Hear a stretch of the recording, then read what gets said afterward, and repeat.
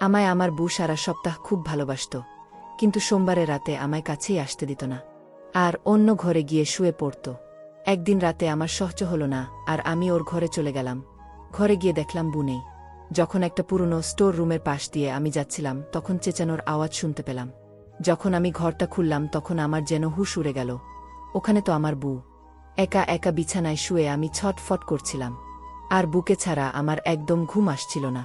আমার অদ্ভুত অনুভব হচ্ছিল, আর এই জন্য আমি আমার বউয়ের ঘরে চলে গিয়েছিলাম, যাতে আমি ওকে আমার ঘরে নিয়ে আসতে পারি। আমার বউ প্রতি সোমবারের রাতে আলাদা ঘরে থাকত। এখনো পর্যন্ত তো আমি ওকে কোনো রকম বাধা দিইনি, কিন্তু আজকে আমার তাকে ছাড়া আর থাকতে ইচ্ছে হচ্ছিল না। আমি আমার বউয়ের ঘরে গিয়ে দেখি সে নেই। আমি ভাবছিলাম মাঝরাতে আমার বউ কোথায় যেতে পারে। আমাদের বাড়ি অনেক বড়। আমি আমার বউকে খুঁজতে লাগলাম। আমি ওকে কোথাও খুঁজে পেলাম না। স্টোর রুমের সামনে দিয়ে যেতেই আমি চিৎকারের শব্দ শুনতে পেলাম। আমি অনেক কষ্টে স্টোর রুমের দরজা খুলতেই ভিতরের দৃশ্য দেখে তো আমার পায়ের নিচে থেকে মাটি সরে গেল। আমি ভাবতেই পারিনি যে আমার বুকে আমি এই অবস্থায় স্টোর রুমে পাব। আমরা দুই ভাই ছিলাম, আর আমাদের এক বৃদ্ধ মা ছিল। মা অনেক দিন ধরেই অসুস্থ ছিল, আর বাড়ির সব কাজ এলোমেলো হয়ে ছড়িয়েছিল। আমরা দুজনেই ছিলাম ছেলে, তাই বাড়ির দেখাশোনা করতে হতো। এই বাড়িতে একটা মেয়ের অভাব থেকে গেছে। একজন মহিলা যেভাবে গুছিয়ে ঘর সামলাতে পারে, আমরা দুজন ভাই একসাথে মিলেও সেভাবে সুন্দর করে ঘর সামলাতে পারতাম না। একদিন মায়ের এক পুরনো বান্ধবী আমাদের ঘরে আসলো, আর মায়ের অবস্থা দেখে মাকে পরামর্শ দিল যে আমাদের দুই ভাইয়ের মধ্যে যে কোনো এক ভাইয়ের বিয়ে দেওয়া উচিত। সে আমার মাকে নিজের ভাইয়ের মেয়ের ছবি দেখালো। মেয়েটি ভীষণ সুন্দরী ছিল, আর সে নিজের ভাগ্নির জন্য কোনো ছেলে খুঁজছিল। প্রথম দেখাতেই সেই মেয়েটিকে আমার মায়ের ভীষণ পছন্দ হয়ে যায়। মায়ের বান্ধবী ওই মেয়েটির অনেক প্রশংসা করছিল যে ওনার ভাগ্নি সবিতা ভীষণ ভালোভাবে সামলাতে পারত, আর সে পুরো ঘর খুব ভালোভাবে সামলে রাখবে। মাও ঘরের ব্যাপারে ভীষণ চিন্তায় ছিল। এজন্য মা এবার বুঝে গিয়েছিল যে এবার মায়ের সত্যিই কোনো বৌমার দরকার। মা আমার দাদাকে সবিতার ছবি দেখিয়ে বলল সবিতার সঙ্গে দাদার বিয়ে দিতে চাইছে মা। কিন্তু দাদা মুখের উপর না করে দিল, আর বলল যে সে গরিব মেয়ের সাথে বিয়ে করতে চায়, কেননা সে নিজেও ভীষণ ভালো এবং সে বিয়েতে কোনো রকম পণ নিতে চায় না, বরং নিজেই সে সমস্ত কিছু করতে চায়। আপাতত এজন্যই সে বিয়েতে রাজি হয়নি। যখন আমাকে প্রথমবার সবিতার ফটো দেখালো, আমি তো প্রথম দেখাতেই ওকে পছন্দ করে নিয়েছিলাম। সবিতা একদম সেরকম মেয়ে ছিল যেরকম মেয়ে আমি পছন্দ করতাম। দাদার মতো আমিও খুব ভালো চাকুরি করতাম। এজন্য মা ভাবল যে সে দাদার বদলে আমার বিয়ে করিয়ে দেবে। সবিতা পড়ালেখায় ভীষণ ভালো ছিল, আর খুব ভালো পরিবারের মেয়ে ছিল সে। তার রাবার নিজস্ব ব্যবসা ছিল। তাদের অবস্থা আমাদের থেকে অনেক ভালো ছিল। মা যখন সবিতার বাড়িতে সম্পর্ক নিয়ে গেল, তখন মার মনে হল সবিতার পরিবার এই সম্পর্কের জন্য না বলে দেবে। কিন্তু সবিতার পরিবারের সদস্যরা আমার মাকে অনেক খাতির করেছিল, আর বিয়ের সম্বন্ধ মেনেও নিয়েছিল। ছেলের মাথা সাজানোর আকুতি তার চোখে মুখে জল জল করছিল। আব্বার মৃত্যুর পর তো আমরা উৎসব পালন করাই বন্ধ করে দিয়েছিলাম। এদিকে মা নিজের অসুস্থতার কথা ভুলে গিয়ে বিয়ের প্রস্তুতিতে মজেছিল। ছেলেকে বিয়ের সাজে দেখার ইচ্ছায় তার চোখ মুখ জল জল করছিল। দেখতে দেখতে আমার বিয়ের দিন এসে উপস্থিত হল, আর আমি সবিতাকে প্রথমবার নিজের বউয়ের রূপে দেখলাম। আমি যখন ঘরে ঢুকলাম, তখন সবিতা ওর সুন্দর মুখের উপর ঘোমটা দিয়ে বসেছিল। সে আমার জন্য অপেক্ষা করছিল। আমি সবিতাকে বিয়ের উপহার দিয়ে ওর সুন্দর মুখের দিকে তাকিয়ে রইলাম। ও যেন একটা সুন্দর মূর্তির মতো ছিল। ওর যৌবন ভরা শরীর আমার আবেগকে উত্তেজিত করে তুলেছিল। হঠাৎ করেই সবিতার হাতে চুমু খেলাম। ও ভয় পেয়ে চুপ করে বসে রইল। আমার এই আচরণে ও ভয় পেয়ে জড়সড় হয়ে গিয়েছিল। ওর লজ্জা পাওয়া আমার খুব ভালো লাগছিল। আমি ওকে আমার কাছে টেনে নিলাম, আর ওকে আস্তে আস্তে ভালোবাসতে লাগলাম। আমার প্রেমের আবেগের সামনে ওর আলতো অস্তিত্ব মুহূর্তেই ভেঙে পড়ল। সবিতা সম্পূর্ণভাবে আমার কাছে নিজেকে সঁপে দিয়েছিল। এই বিয়ের রাতটা আমার কাছে খুবই সুন্দর ছিল। আমি সবিতার মধ্যে একজন অসাধারণ জীবন সঙ্গী পেয়েছিলাম। সেও আমার প্রশংসা করত, এবং আমরা সম্পর্কে আবদ্ধ হয়েছিলাম। পরের দিন সবিতা তার বাড়িতে যায়, এবং আমি সারাদিন তার ফিরে আসার জন্য অধীর আগ্রহে অপেক্ষা করছিলাম। আমার দাদা আমার অবস্থা দেখে আমাকে নিয়ে ঠাট্টা করতে লাগল। আমি দাদার কথায় লজ্জা পেলাম, আর সে বলল, ভালো কথা, তুমি তোমার বুকে এভাবেই যত্ন করো। রাতে সবিতা ফিরে এলে আমি তার সাথে ঘরে এলাম এবং আমার হতাশা প্রকাশ করতে লাগলাম। সে আমার কথা শুনে হেসে উঠল, আর আমি সাথে সাথেই তাকে আমার বুকে জড়িয়ে নিলাম। আমার আর সবিতার বিয়ের মাত্র 3 দিন পার হতে না হতেই সে পুরো বাড়ির দায়িত্ব সামলে নিল। সত্যিই ও ঘরের কাজে ভীষণ পটু ছিল। মা তো সবিতার কাজ এবং তার দায়িত্বে এতই খুশি হয়েছিল যে সে খুশি হয়ে পুরো বাড়ির দায়িত্ব সবিতার হাতে তুলে দেয়। কিন্তু দাদা সবিতার সামনে যেতেও লজ্জা পেত। আর সবিতার থেকে সব সময় দূরত্ব বজায় রাখত আর নিজের মাথা নিচু করে চলত। দাদা তার সব কাজ নিজেই করত। সবিতাকে কেউ কোনো কাজ বলত না। সবিতাও বাড়ির পরিবেশ সম্পর্কে পুরোপুরি জেনে গিয়েছিল। আর এবার তো মাও আরাম আর শান্তি পেয়েছিল। সবিতা ঘরের কাজ করার সাথে সাথে আমাকেও পুরো সময় দিত। ও আমায় পুরো রাত এমনভাবে আদর দিত যে আমি ওর প্রেমে পাগল হয়ে যেতাম। প্রতিটা দিন যাওয়ার সাথে সাথে আমার আর সবিতার সম্পর্ক আরও মজবুত হতে লাগল। আমাদের বিয়ের প্রায় সপ্তাহ হতে যাচ্ছিল। আমাদের বিয়ের ৬-৭ দিন হতে চলেছিল। কিন্তু একদিন রাতে সবিতা নিজের বালিশ তুলে নিল আর বলল যে আজ রাত ও অন্য ঘরে আলাদা শোবে। আমি অবাক হলাম, হঠাৎ সবিতার কি হলো? আমি তাকে জিজ্ঞেস করলাম, কেন, কি হলো? তুমি কি আমার উপর রাগ করেছ? সে বলল, না তো। এখন থেকে প্রতি সোমবার রাতে সে আলাদা ঘরে ঘুমাবে। সবিতার কথা শুনে আমি ওকে জিজ্ঞাসা করলাম যে কি সমস্যা হচ্ছে। আমার জন্য তো সবিতাকে ছাড়া থাকা এক মুহূর্তের জন্য সম্ভব না, আর সবিতা পুরো রাতের কথা বলছে। আমার মন খারাপ দেখে সে বলতে লাগল যে তুমি চিন্তা করো না। আসলে আমি মানত করেছিলাম যে যদি আমি এমন বর পাই যে আমায় খুব ভালোবাসবে, তাহলে আমি প্রত্যেক সোমবারে রাতে আমার বরের থেকে আলাদা থাকব। আর এই জন্য আমি এবার নিজের মনস্কামনা পুরো করতে চাই। কেননা তুমি আমাকে ভীষণ ভালোবাসো।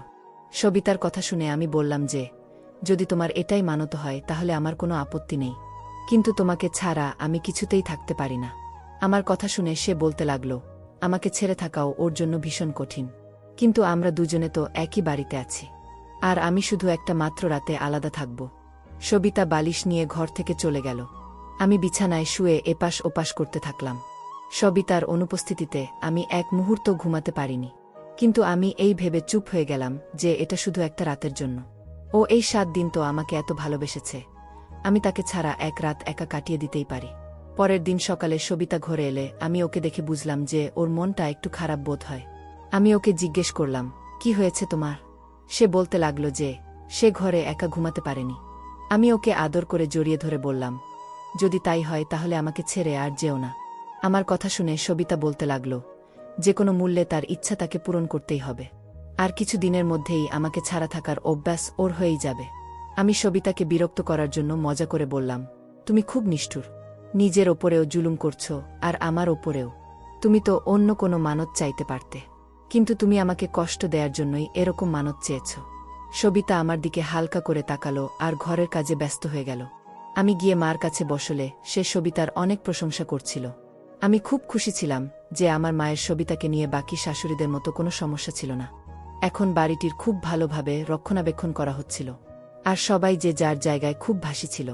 সবিতা মায়ের এত ভালো যত্ন নিল যে মায়ের স্বাস্থ্য ভালো হয়ে উঠছিল। কেউ একজন ঠিকই বলেছেন যে ভালো বউ ঘরকে স্বর্গ বানায়, আর সত্যিই তাই। সবিতা আমার ঘরকে স্বর্গ বানিয়ে দিয়েছে।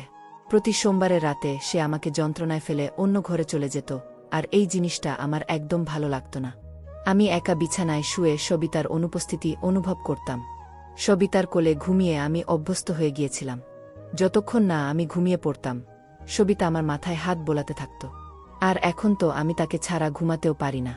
সবিতা আমাকে একদম তার নিজের করে নিয়েছিল। ঠিক এরকমই এক রাতে সবিতা অন্য ঘরে চলে গেল, তাই আমি একা ঘুমাতেই পারলাম না।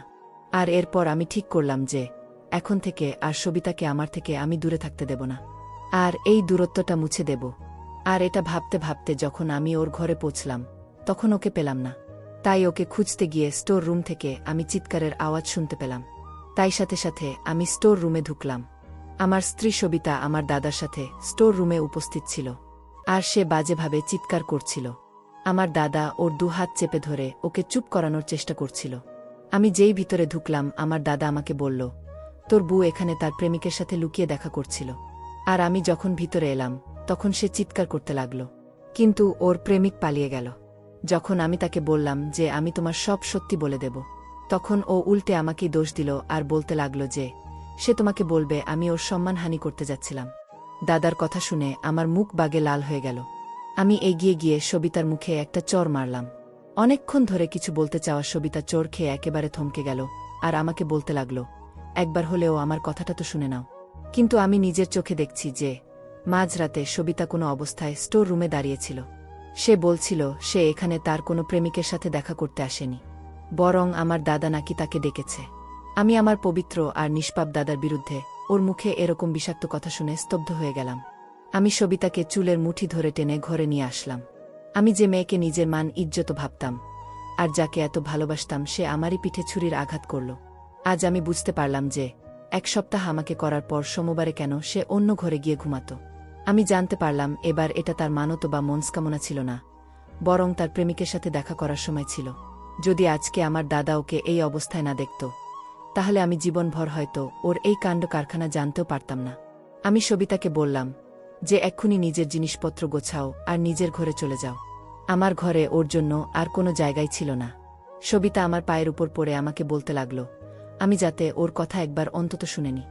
এমনিতে সবিতার আর কোনো কথাতেই আমি একদম বিশ্বাস করতে চাইছিলাম না, কিন্তু আমি ওকে একবার সুযোগ দিতে চাইছিলাম। আমি সবিতাকে ভীষণ ভালোবাসতাম, তাই আমি ওকে বললাম একবারই সুযোগ, যা বলার বলো। ও বলতে লাগল যে বিয়ের আগে একটা ছেলেকে ও পছন্দ করত, কিন্তু তাদের দুজনের মধ্যে এমন কোনো সম্বন্ধ ছিল না যে সবিতাকে লজ্জা পেতে হবে। ওই ছেলেটি সবিতাকে পছন্দ করত, কিন্তু ওর বাড়ির লোক সম্বন্ধ পাঠাতে রাজি হয়নি। সবিতার কাছে ওই ছেলেটার কিছু ছবি রাখা ছিল, আর ওই ছেলেটি দুবাই যাচ্ছিল। তো সবিতা ভেবেছিল যে ও সেই ছেলেটিকে ছবিগুলো ফেরত দিয়ে দেবে, কেননা এখন ও আমার বউ আর ও আমাকে ভীষণ ভালোবাসে। একদিন যখন ও নিজের মায়ের সাথে দেখা করার জন্য নিজের ঘরে গেল, তখন সমস্ত কিছু জিনিসপত্র গুছিয়ে নিয়ে ওই ছেলেটির সাথে শেষ দেখা করার জন্য ওকে হোটেলে ডেকেছিল। ও ছেলেটিকে ছেলেটির সব জিনিসপত্র ফিরিয়ে দিয়ে নিজের হাসি খুশি আর স্বাধীন জীবন থেকে তাকে মুক্ত করে দিল। আর ওই ছেলেটিও সবিতাকে ভুলে নিজের জীবনে আগামী দিনের পথ চলায় এগিয়ে গেল। কিন্তু ওদের সেই শেষ দেখা সবিতার জীবনে সমস্যা হয়ে দাঁড়াল।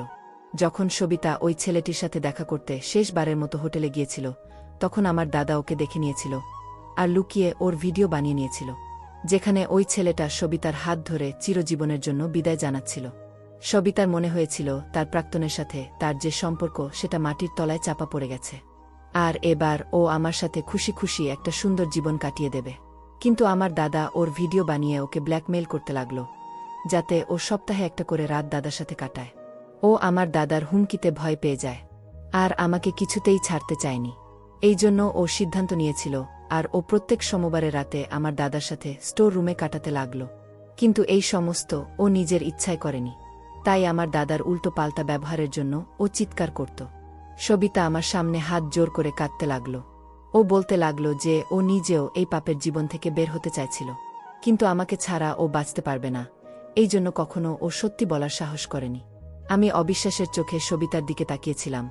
ওর সব কথাই আমি বিশ্বাস করতে পারছিলাম, কিন্তু এই কথায় আমি কখনো বিশ্বাসই করতে পারছিলাম না যে আমার দাদা সবিতার সাথে সম্পর্ক করার জন্য ওকে ঘরে ডাকত। আমার দাদা তো ভীষণ পবিত্র আর সাদাসিধে মানুষ ছিল, সে তো কখনো চোখ তুলেও কোনো মেয়ের দিকে তাকায়নি, আর সবিতার সাথে করার সময় সে নিজেই বারণ করে দিয়েছিল। তাহলে কেন সে সবিতাকে নিজের কাছে ডাকত? আমি তো পুরোপুরি দ্বন্দ্বের মধ্যে পড়ে গিয়েছিলাম। সবিতার চোখের জল বলে দিচ্ছিল যে সে সত্যি বলছিল, আর আমি আমার দাদার পবিত্র চরিত্রের সবথেকে বড় প্রমাণ ছিলাম। আমি মাথা ধরে বসে পড়লাম। আমি কিচ্ছু বুঝতে পারছিলাম না। আমি সবিতার সাথে কোনো অন্যায় করতে চাইছিলাম না, কিন্তু আমি এমন একজন মহিলাকে আপন করতে পারতাম না যে কিনা আমার দাদার চরিত্রের দিকে আঙুল তোলে। আমি ওকে বললাম যে আপাতত ও যেন ওর ঘরে চলে যায় আর কিছুদিন ওখানেই থাকে। আমি ঠান্ডা মাথায় এই ব্যাপারটা ভাবব, তারপরেই কোনো সিদ্ধান্ত নিতে পারব। সকালবেলা আমি নিজেই সবিতাকে ওর বাড়িতে দিয়ে এলাম। আমার গাড়ি থেকে নামার সময় সবিতা একটাই কথা বলল যে ও আমাকে ভীষণ ভালোবাসে, আর ও যা কিছু করেছে বাধ্য হয়ে করেছে। আমার হৃদয়ে সবিতার কথা বিশ্বাস করতে চাইছিল, কিন্তু নিজের দাদাকেও তো আমি খুব ভালো করে জানতাম। সবিতাকে ছেড়ে আমি যখন আমার দাদার ঘরে এলাম, তখন দাদা নামাজ পড়ছিল। আমি চুপ করে একটা কোণে বসে পড়লাম। আমার কাছে আমার দাদাকে জিজ্ঞাসা করার মতো কোনো প্রশ্নই ছিল না। আমার দাদা পরিষ্কারভাবে নিজের মুখে আমাকে বলেই দিয়েছিল যে সেই রাতে সে জল খেতে নিজের ঘর থেকে বেরোচ্ছিল। যখন স্টোর রুম থেকে সে আওয়াজ শুনতে পেল, তখন সে ওই ঘরে ঢুকল। ওখানে সবিতা একটা ছেলের সাথে উপস্থিত ছিল।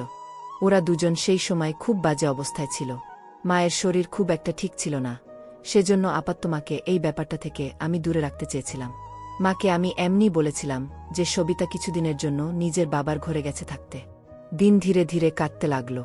এদিকে আমার মনের মধ্যে দ্বন্দ্ব শেষ হচ্ছিল না। অফিসের মধ্যে কোনো কাজেই আমার মন লাগছিল না। আমার দাদা আমাকে বলল যে আমার সবিতাকে তালাক দিয়ে দেওয়া উচিত, কেননা ওর মতো মেয়ে ঘর সংসার করার যোগ্য নয়। আমার আর সবিতার সম্পর্ক নষ্ট করতে একেবারেই রাজি ছিলাম না। আমি আমাদের সম্পর্কটাকে কিছুটা সময় দিতে চাইছিলাম। সবিতা আমাকে প্রতিদিনই বেশ কয়েকবার ফোন করতে থাকত, কিন্তু আমি ওর ফোন তুলতাম না। মা বারবার সবিতার বিষয়ে প্রশ্ন করত যে সবিতা কবে ফিরবে। সবিতা মায়েরও অভ্যাস হয়ে গিয়েছিল। সবিতা এমনভাবে মায়ের খেয়াল রাখত যে মা ওকে নিজের মেয়ের মতো ভালোবাসত। আমি অফিস থেকে একদিন বাড়ি ফিরছিলাম। কিছুক্ষণ পরেই আমি খবর পেলাম যে আমার দাদার অ্যাক্সিডেন্ট হয়ে গেছে। আমি সবিতাকে তালাক দেওয়ার জন্য ওই দিন সন্ধ্যায় ওর ঘরে যাচ্ছিলাম, কিন্তু দাদার অ্যাক্সিডেন্টের কথা শুনতেই আমি হাসপাতালের দিকে দৌড়ালাম। দাদার অবস্থা খুব খারাপ ছিল। দাদার শরীরের হাড় ভেঙে গিয়েছিল। শেষে কয়েক ঘন্টা অপারেশনের পর দাদার জীবন বাঁচানো গেল, কিন্তু ডাক্তার বলেছিল যে সে আর জীবনে কোনোদিনও বসতে পারবে না। তার মেরুদণ্ড পুরোপুরি ভেঙে গেছে। দাদার পা ও পুরোপুরি নষ্ট হয়ে গেছে। দাদার এই অবস্থা দেখে আমি সবিতাকে পুরোপুরি ভুলে গিয়েছিলাম আর দাদার সেবায় জুটে গিয়েছিলাম। মা ও দাদাকে নিয়ে ভীষণ সমস্যায় ছিল। তার অবস্থা তো আরও খারাপ হয়ে গিয়েছিল। আমি একা তাদের দুজনকে অনেক কষ্ট করে সামলাচ্ছিলাম। না জানি কার বাজে নজর আমাদের ঘরের খুশির উপর পড়ে গিয়েছিল। দাদার ২০ দিন পরে যখন পুরোপুরিভাবে জ্ঞান ফিরল আর সে কথা বলার মতো অবস্থায় আসলো, তখন সে যা আমাকে বলল সেটা শুনে তো আমার প্রাণ বেরিয়ে যাওয়ার মতো অবস্থা হলো। সে কাঁদতে কাঁদতে বলল সবিতার কোনো ভুল ছিল না, সে যা বলেছে সব সত্যি বলেছে। সে সত্যিই ওই ছেলেটার সাথে শেষ দেখা করার জন্য গিয়েছিল, কিন্তু দাদাই নাকি ইচ্ছাকৃতভাবে তাদের কিছু মুহূর্তের ভিডিও বানিয়েছিল যাতে দাদা তার বিরুদ্ধে ব্যবহার করতে পারে। সবিতা খুব ভালো আর ভদ্র মেয়ে ছিল। যখন সে জানতে পারল যে দাদার কাছে তার ভিডিও আছে যার মাধ্যমে সে ওর আর আমার সম্পর্ক শেষ করিয়ে দিতে পারে, তখন সে দাদার কাছে কাকুতি মিনতি করেছিল যাতে দাদা সেরকমটা না করে। দাদা খুব ভালো করে জানত যে সবিতা আমাকে ছাড়া থাকতে পারবে না। এই জন্যই দাদা তার পুরো সুযোগ নিয়েছিল আর তাকে বাধ্য করেছিল ৭ দিনে একটা করে রাত যাতে দাদার সাথে সে কাটায়। প্রথমে সবিতা মানা করেছিল, কিন্তু দাদা যখন তার ভিডিওগুলো নিয়ে তাকে ব্ল্যাকমেইল করেছিল তখন সে বাধ্য হয়েছিল। দাদা বলতে লাগল যে প্রত্যেক সপ্তাহে সে সবিতার সাথে জোর জবরদস্তি সম্পর্ক স্থাপন করত, আর সবিতা তাই এভাবে চেঁচাতে থাকত। আর ও এই সমস্ত নিয়ে ভীষণ চিন্তায় থাকত। ও আমাকে ঠকাতে চায়নি। সেই দিন রাতেও সবিতা নিজেকে বাঁচানোর জন্যই চেঁচাচ্ছিল আর অপেক্ষা করছিল যে ওকে দাদা যাতে ছেড়ে দেয়। কাঁদতে কাঁদতে দাদা বলল যে সে একজন সরল মেয়ের জীবন নষ্ট করেছে, আর এই জন্যই উপরওয়ালা এমন শাস্তি দিয়েছে তাকে। আমি তো দাদার কথা শুনে থ হয়ে গেলাম। আমার সেই দাদা যাকে আমি ভীষণ ভালো আর সাদাসিধে ভাবতাম, সে এতটা নীচ হতে পারে যে আমার বউয়ের সাথে সে সম্পর্ক স্থাপন করত। দাদা বলতে লাগল যখন সবিতা বিয়ে করে বাড়িতে আসলো, দাদা ওর ওপর থেকে নজর সরাতেই পারত না। সবিতার সৌন্দর্য তাকে বেহুশ করে দিত, কিন্তু তাও সে মাথা নিচু করে থাকত। তারপর একদিন যখন দাদা সুযোগ পেয়ে গেল, তখন সে সবিতাকে বাজেভাবে ব্যবহার করতে লাগল। সে ভুলে গেল যে কেউ একজন এমনও আছে যে তার পাপ দেখতে পাচ্ছে। আমি হাসপাতাল থেকে বেরিয়ে সবিতার ঘরের দিকে যেতে লাগলাম। সবিতাকে নিজের জীবনে আনার ইচ্ছা আমার প্রবল হয়ে গেল। আমি ভেবে নিয়েছিলাম যে আমি তার পায়ের উপর পড়ে তার থেকে আমার দাদার নোংরামোর জন্য ক্ষমা চাইব। কেননা আমার দাদাকে স্বয়ং আল্লাহ এত বড় শাস্তি দিয়েছেন যে আমরা মানুষেরা তা ভাবতেও পারি না। নিজের দাদার এই অবস্থা দেখে আমি তাকে ক্ষমা করে দিয়েছিলাম। আমি বিশ্বাস করতাম যে আমাকে এতটা ভালো ও নিশ্চয়ই বাসে। ও আমাকে আর আমার দাদাকে ক্ষমা করে দেবে। আমাকে দ্বিতীয়বার সে ঠিক আপন করে নেবে। আল্লাহর লাঠিতে শব্দ হয় না, কিন্তু যখন সেটা মানুষের ওপর পড়ে তখন মানুষ সেটা সহ্য করতে পারে না। গল্পটি যদি আপনাদের ভালো লেগে থাকে তাহলে লাইক, কমেন্ট, শেয়ার ও সাবস্ক্রাইব করে পাশেই থাকবেন। ধন্যবাদ সবাইকে গল্পটা শোনার জন্য।